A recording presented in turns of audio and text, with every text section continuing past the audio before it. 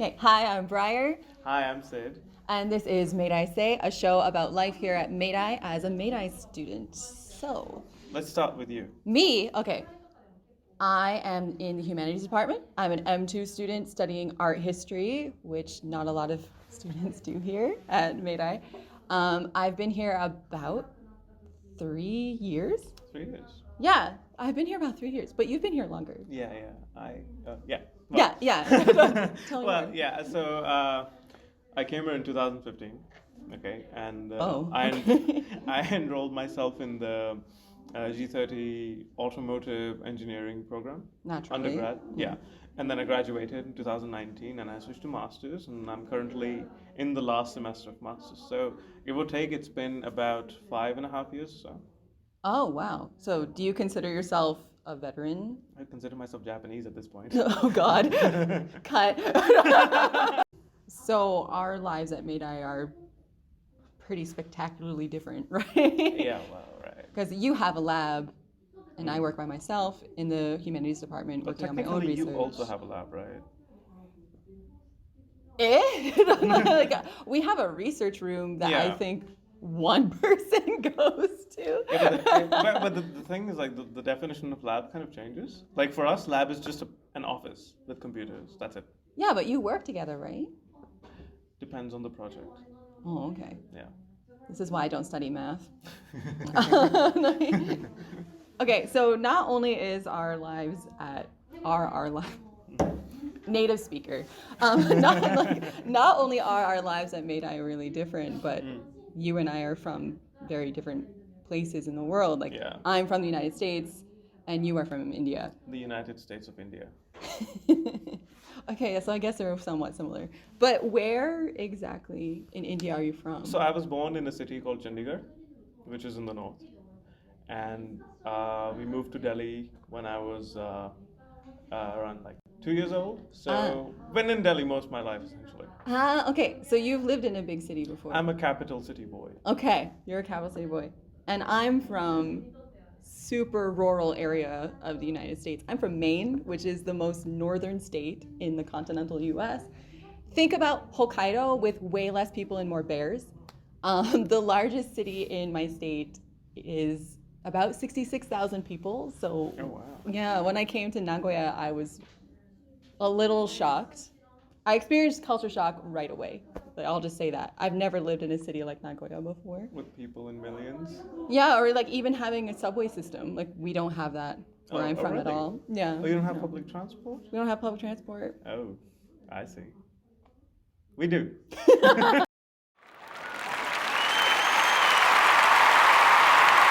So let's play a game. Okay. What is the game? It's called Home or Here. Home or here? Home or Here. So we're going to compare aspects of student life compared home and here at Meidai, Mm-hmm. right? Oh, so I pick a card, You pick a card, and what happens next? then you have to select home or here, which is better. Okay, Yes. I see. Okay, let's go for this one. Okay. Safety. So safety. Well, goes without saying. All these years, I mean, Japan is one of the safest countries in the world, if not the safest country in the world. So you can roam around on the streets at night, early mornings, 4, 5, 3, doesn't matter. You go out to party, you come and you don't want to take a taxi because, they're expensive. You just walk back and you're not worried about anything. I mean, if you were in any other place in the world, not seeing another person on the road would actually make you a little unsettled because you might think they might be hiding, they might be, luring you into a trap, XYZ. But you walk here and you walk all the way back, listening to music, not caring about anything, and you're absolutely safe. Now, we might be taking that a little for granted sometimes, but I think it is there. There Nagoya- or here? I mean, there as in Nagoya is safe. Okay, so you would select here over home. Definitely. Definitely. In terms of safety, 100%. Yes, I can see that. Yes. Okay. Okay, your turn. Okay, thank you for inviting me to play. Okay, so yes, I would agree. Here is more safe for me, especially as a woman. In United States, to give you context about my city, it is a city, although it's small. Everything closes at about 1 o'clock. So you're expected to go home around that time. We have no public transportation. So you are driving home or walking home. I never felt safe walking home when I was in my home city. I always had like my keys between my fingertips in case someone came up to me. And there were definitely times when people came up to me. And there was also a time before I came to Nagoya, actually, that I was attacked on the street. And I was petrified. But now when I'm in Japan, I can stay out, like you said, like 3, 4, 5 a.m., walk home by myself, and I feel completely safe. Oh my god, that must have been horrific. About, that experience you had. The American way. But it's a reality for many of our home countries, and I think especially for women in general, like, we don't feel safe being alone. But in Japan, it's very easy to have a sense of safety as a woman, living independently. So I would definitely pick here over home. So that makes 2. That makes 2 for here. So 2 for here. Okay, one more time. Is it my turn? Can I do it? This time you choose. Okay, with my like American-sized hands. Hold on. Okay. Travel. Okay. Wow, we're getting the big ones. Yep. Like safety, travel. Okay. So travel. I'm gonna say here. Oh, really? Yeah, well, I think my case is kind of personal because, again, I'm from a really like inaka, like rural area in the United States, and I didn't board an airplane until I was 26, and I came to Japan. So I've never really traveled. I mean, once when I was a kid, my parents and I did like a cross-country drive, Maine to Disney World in Florida. And it was 3 days driving, because that's all we do in America is drive cars. And, and the only thing I remember about that trip actually is I don't remember Disney World. I don't even remember my grandma's house, who like we stayed at. I just remember playing Pokemon Red the entire time and beating the Elite Four in Florida. Wow. Like that's the only thing I remember. That's quite the achievement, huh? Well, like I guess the gist of it is that travel in my home was not really, how can I say, like exemplified or not really a priority for me. I didn't feel like travel was accessible. Like to me, I didn't feel like I could travel many places. Very much stuck in my home state of Maine. I didn't travel for undergrad. I stayed in Maine. I didn't go on vacations outside of Maine. I was very stuck there.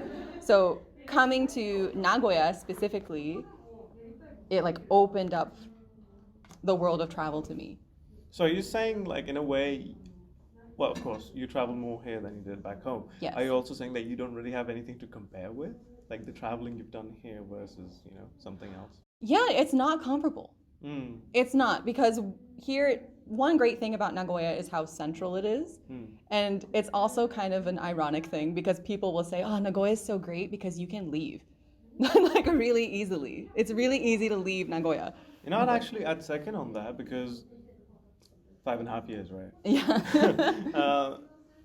I personally love Nagoya's location because you can just go anywhere.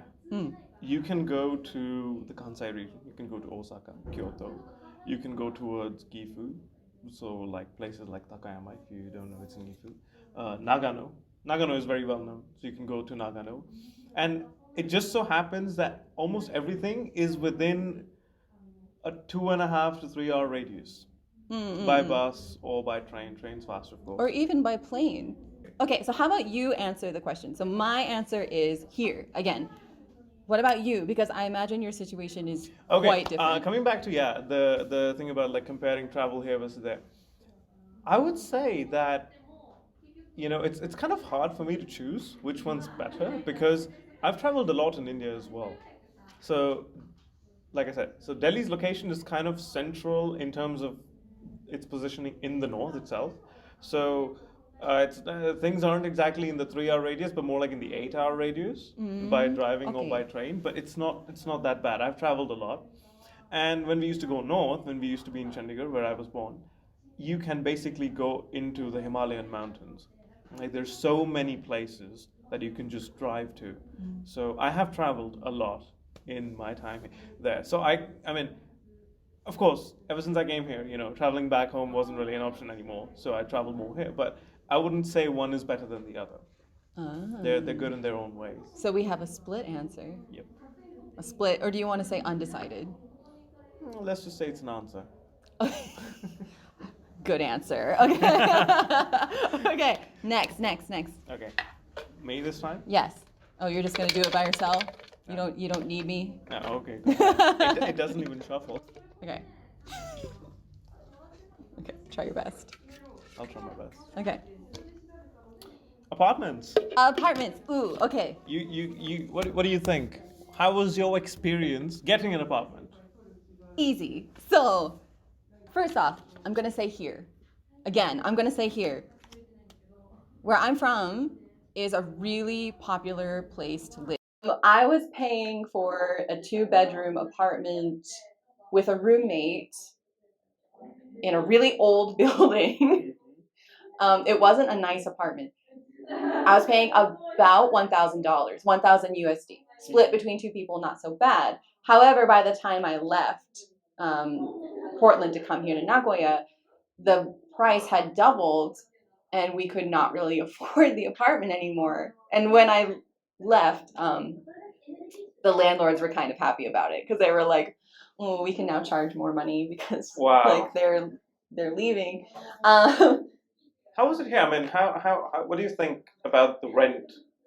For Oh example, my God. you live, near the university in some place. Yeah, How's the rent? Do you think it's fantastic. affordable? Fantastic. I think it's so affordable. So, like I said, I was splitting a 2-bedroom apartment, sharing everything with a roommate. Okay. My portion of the rent was 500 USD. Now How much is that in yen? Approximately. like Goman in? Come on. Yeah, about Goman in. It's about 50,000 yen. Yeah. And then now my apartment, which is really close to school, I get to live by myself. I have my own bathroom, I have my own kitchen, my own life. You're living the life. I'm living the independent life. It's about yomanen, so it's about 40,000 yen. 40,000 yen. Yeah. Okay. So it's about 400 USD. Okay. Yeah, and I really love the location. It's really safe. People were breaking into my car, in my old neighborhood and stuff. Oh. Yeah, it was. So I'm kind of I think yes. You're happy. I'm happy about it. Here, 100% here. Okay, you. I'm actually not quite so sure how the apartment thing works. Another split. No, it's not a split. Okay. It's not a split. It's more like it. I don't have anything to compare with because I lived in a house which is ours. Yeah. Okay, so But that's kind of like a cultural. This is a cultural difference. No, not completely because Okay. we do have like houses and everything, but apartments are a thing because commuters and everything. Remember, it's a big city. It's the capital city, so it has a lot. It's 18 million people. I mean, I'm American. I don't know these things. Well, people do, get apartments because they have to live close to their workplace, or they move into Delhi from the surrounding areas, like surrounding states. So they have to find a place in order to work. So, from what I've heard, I can say that it's a tedious process because the landlords are, to put it simply, not the best people to deal with. I was going to go for another word. This is a family show. Yeah. No. Yeah, but so comparing it to how the experience here, I mean, hands down, this was so good. Right? Yeah. It was so smooth. You just go to the broker. They help you find the place. You can negotiate the price. You can negotiate the rent. Yeah, that's another good point. Yeah, I didn't think about that one. Yeah, you can negotiate. Yeah, even in a place like Japan where everything is so by the book and so fixed, you can still negotiate like the rent and everything, and you can sign a contract. And it's a very smooth process. It's you just go with it and it just happens. There's nothing to worry about. I mean, although Okay. and now this is one of the negatives of finding an apartment in Japan is the key money thing. Uh-huh. The amount of money that can go up to 200,000 yen in some cases that you have to just give to the landlord as a thank you money. I mean, see, I do understand that, there are cultural differences, but at the same time, as a student, we're broke people. We barely have money to sustain ourselves. So that key money thing, especially when you're running to find an apartment, you desperately need to find a place to live, and you form a good contract. It's everything is good, all the terms are fine, but suddenly, they tell you like, oh yeah, okay, you do this, but you also have to give 100K to the landlord, or 60,000 to the landlord, because you're telling them you're expressing your gratitude for them letting you stay in their place, despite the fact that you're going to be paying rent anyway. So yeah, I guess I don't understand where it comes from, but for a student, it's a lot of money to pay. Wait, so in the United States, we have something similar. We have a security deposit for apartments. So you have to pay maybe 1 or 2 months worth of rent before you get to move in. And that's something else. Kind of. It is something Yeah, else because you you can get do some of pay it that back. here as well. Right. You do pay so there's a certain amount of money you pay in the rent, like about 5,000 ish, from as far as I know, ish, that you pay every month in addition to your rent in some cases, which is used for maintenance activities and stuff like that. Or in some cases, it's like an original payment that you give. Oh, I don't pay that. Yeah, but the key money Should I be paying that? the key money you never get back. Okay. It is to the landlord. So we can say that key money is like gift money. It is gift money. Yeah, it's gift money It's to the gift landlord. money, yeah. Okay, we do not have that in the United States. We don't have that. Yeah, we don't have that either. Yeah, but that is a cultural thing. Yeah. Yeah, I mean, in India, you might have some under the table, transactions with the broker, but that's more like commission. Okay. Official or unofficial, it's commission. Nothing extra goes to the landlord unless you're buying the place. So for renting an apartment, giving a huge sum of money to the landlord, which is not counted in rent or maintenance or anything else, is a little too much, in my personal opinion. Okay, so you would say home? No. I would say that it's good here. But this is something that, it's something that I have an issue with. Okay. Okay, so you say here with stipulations, or here with an issue. Terms and conditions apply. Okay. Here, but here. Here, but okay. Your turn. Let's see. Nightlife. Ooh. We're not having much of that lately. Yeah, right.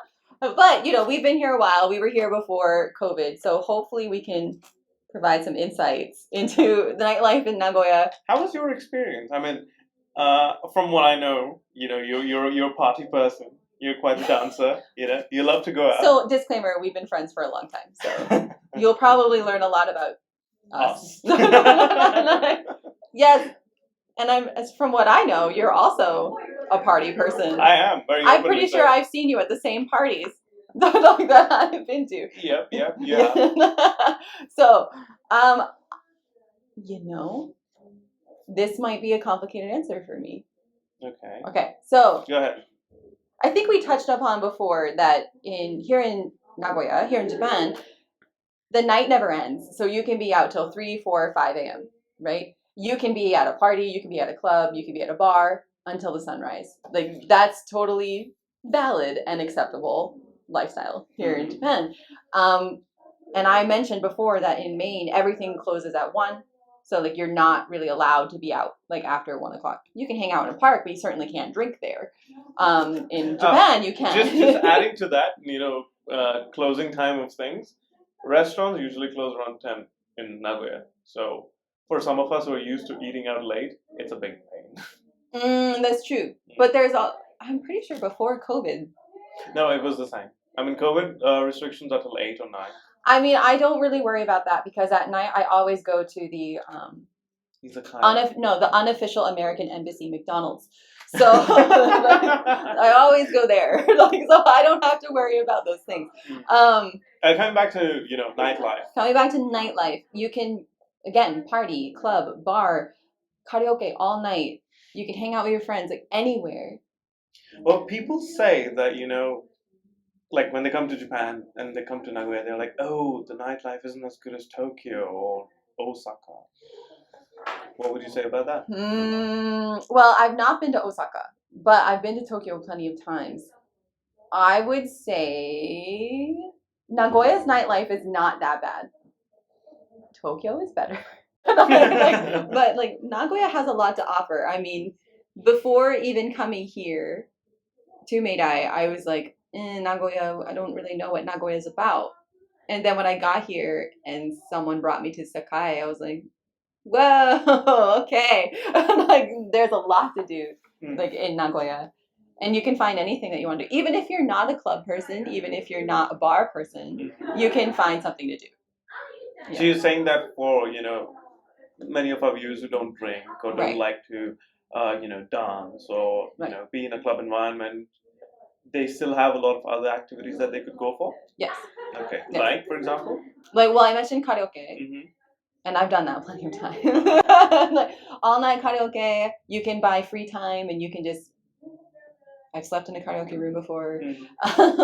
Getting too personal. So there's also like mahjong. There's also a manga cafe. There's manga cafe. Oh, and just for the record, you can actually, if you're in a situation where you're in a different city, you've gone there for traveling and you don't have enough money and you need to find a place to stay, you can stay at a manga cafe.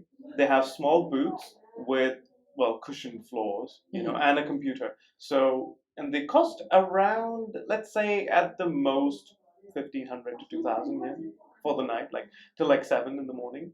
And that's a very decent and comfortable place to stay, especially if you don't have a high amount of money with you at the moment, or you just don't have that much money in general, and you still need to in an emergency situation you just need to find a place to stay.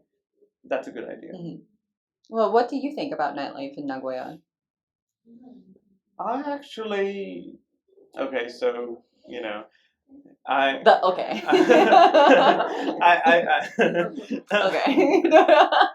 I personally like Latin music. I did know that about you. Yeah. So I like to dance salsa and bachata. So, and Aichi Prefecture has a lot of Latin American people that live here, So when they came, they brought their culture with them. And they opened bars, they opened their, restaurants and everything. And a lot of, Latin music is very good to dance to, but you have a lot of bars in Nagoya and around Nagoya that actually cater specifically to, the Latin way of partying. And I love it. That's my favorite. So there's a lot of bars that I usually would go to, or clubs that would play Latin music where we could, you could just be there and you could dance with complete strangers. You could ask them out for like a dance of salsa. Like they would completely, oblige. And you have a really good time. And it's a really good place, and it's a good experience to even get to know other people. So you actually end up making more friends. Yeah. So shout out to the Latin American community. So I guess now that you've said you're into Latin dancing and you're into Latin music, I am very into cocktail bars. So I really like going out for cocktails and going out to like these retro bars, and Nagoya has so many, and it's really fun to just bar hop around in Nagoya. There's so many bars, but be careful because you might run into a bar that maybe you didn't want to go to. But just certain areas you should stay clear of. There are certain areas in Nagoya you should stay clear of, or at least be cautious, like when you go there. Like Nishikiku, like Nishiki, you should be careful. And this kind of goes across. It goes back to our discussion about safety, where I think I said before that I have like an impression of safety here in Japan, but always be on the lookout because it's not 100% safe, and you just want to, keep yourself protected in a way, right? I think the partying environment itself kind of raises the stakes to a certain level and brings with it that added sense of insecurity in a certain way. And I am pretty sure, especially for women. Especially, yes, especially for women. Another thing that I would say about nightlife here compared to home, this is one that I feel strongly about and might make a split answer for me. Okay. Back in my hometown, my hometown's very LGBT friendly, but the visibility of LGBTQIA here in Japan is not really a thing. So back in my home city, we would go to like bars and clubs that were very openly LGBT friendly. No one had to hide who they were. But here in Nagoya, they're more tucked away. Like Tokyo is a little different, but because they have. It's Tokyo. It's Tokyo. Like it's Tokyo. But like Nagoya, I'm pretty sure the feeling of nightlife in Nagoya is going to feel completely different to anyone who's not from Japan. Because like there is an air about nightlife that I just can't compare to my home at all. Actually, you actually bring up a good point. So, like I said, I usually go to places that cater to Latin American music, right? But I have been to places that do not. And those places generally are not to my taste because I don't like the music. Personally, that's my personal choice. I don't like, the regular, EDM that plays in clubs because I don't know, for some reason, they're heavily focused on that here, like less on songs and music and more on EDM. So that puts me off a little. So I go to other places. And coming to comparing it with back home, to be honest, I haven't partied much in Delhi, although I've heard it's good, and they play Indian music as well, so that's fun, But I haven't done it as much, so I don't really think I can compare with it. But wait, you were pretty young then. I was, yes. Right, you were pretty young, so it might be true for many Meidai students now coming in as undergrads. This might be their first taste of nightlife or going to a club or going to a bar. So that's a good point. The times that I did go back, sometimes I would, indulge. But, I see. Yeah, okay. But I still don't have much to compare with. On similar lines, I did fly once to Seoul in Korea. And now that was just 2 or 3 nights. But we went out partying all 3 nights. And I must say, that was a good experience. So home, here, or there? In terms of my Latin music centric attitude, I would say here. In terms of overall nightlife, attitude of people towards nightlife, so any day. I see. Okay. Seoul wins in that one. Okay. So that's all for today. Let's cut it short. We can revisit this next time. Yes. We'll be back again with more episodes. Me and Siddharth. Stay tuned for more MeidaiSay, brought to you by COFSA. Cheers.